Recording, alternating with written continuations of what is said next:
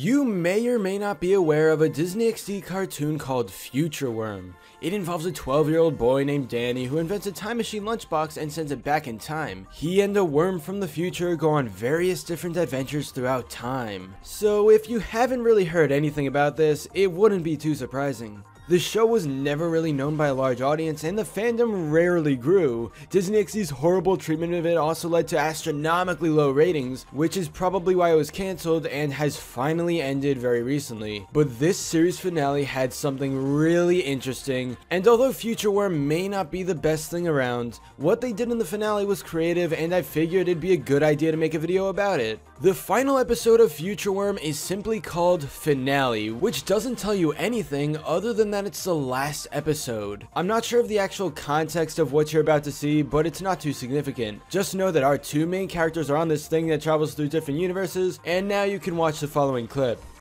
So how does this thing work?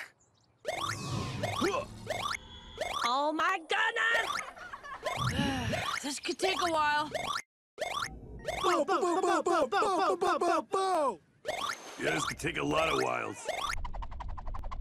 You can see that there are various different Disney XD universes that make a cameo here, connecting it and every other cartoon that aired on the network, which is actually pretty cool. Some of the worlds that Danny and the worm visit are just created for this episode, so they're generic backgrounds, but then you actually have a moment where they arrive in the world of Star vs. the Forces of Evil, and Ponyhead has a quick line. You know, this connection does make sense because Star is sometimes about different dimensions and traveling places and sci-fi stuff, you know how it goes. To see that these universes are connected isn't very surprising, but it's still nice that this crossover cameo happened. Another one of the major Disney XD cameos here is Pickle and Peanut, which I honestly did not expect to see in 2018. This was a show I never really watched or cared for, but it looks like these guys are just having a great time. Not exactly sure how the lore of that works where these are connected, but let's just go with it.